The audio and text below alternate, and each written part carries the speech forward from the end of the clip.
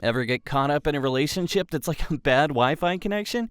Works occasionally, but mostly drives you insane. Or like you're trapped with a human hurricane that names surface Tuesday and Thursday because that's when the fights happen. I love you. This is all about love and Tuesdays and Thursdays. Well, your love feels a lot like a crowbar.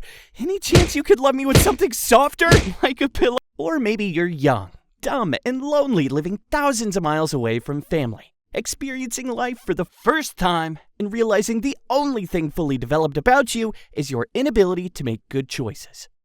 And by big brain, I mean the one on my shoulders. But also, let's be honest, the other one got me into most of this mess. It all started in San Diego. Actually, scratch that. It started in Tijuana. Because why make bad decisions in one country when you can internationalize them? I was out partying with some buddies on Revolution Street. Back then, I was a sailor fresh off the ship and ready to relax in the most irresponsible way possible. Tijuana was the spot for underage sailors. Sure, you might get robbed or lose your wallet, or maybe even your dignity. But what's a good story without a little trauma, right? Fun fact, Tijuana jail cells have excellent acoustics for crying.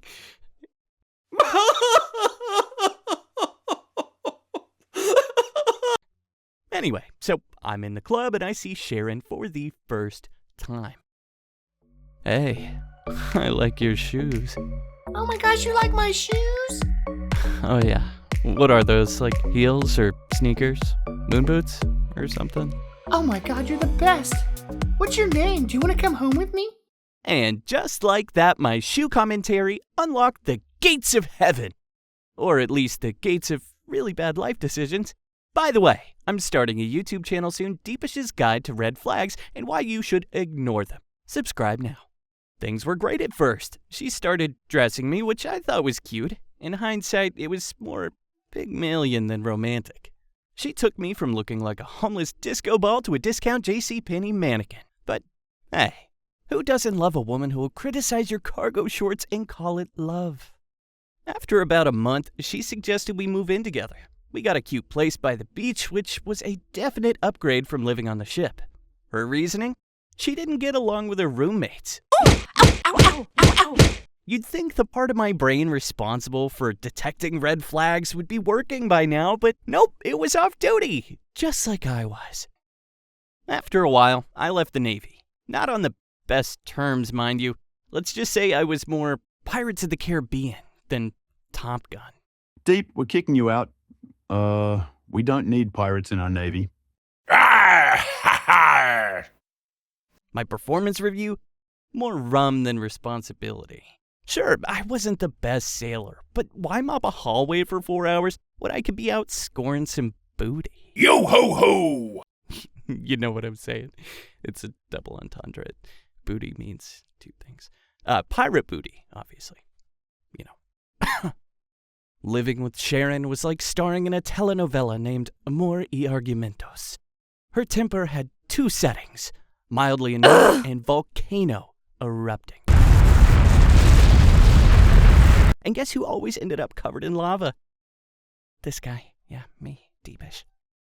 Now, let's fast forward a bit to my 21st birthday dinner.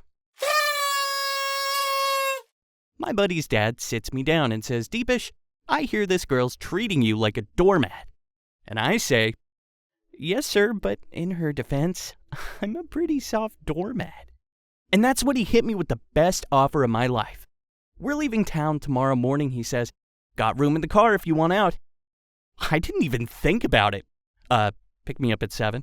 Morning came fast. I'm creeping around, shoving clothes into a plastic bag like a raccoon robbing a dumpster when suddenly, bam, Sharon woke up. What are you doing, Deep? Deep, what are you doing? What? Why are you packing up all those clothes in a bag? Leaving? Alright, cue the meltdown.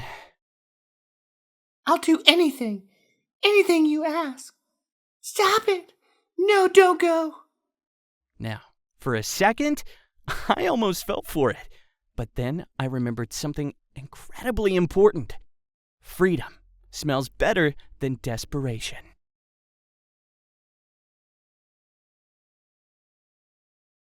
Freedom! So there I was, riding shotgun with my buddy, heading for the East Coast with nothing but a plastic bag of clothes and a fat stack of cash.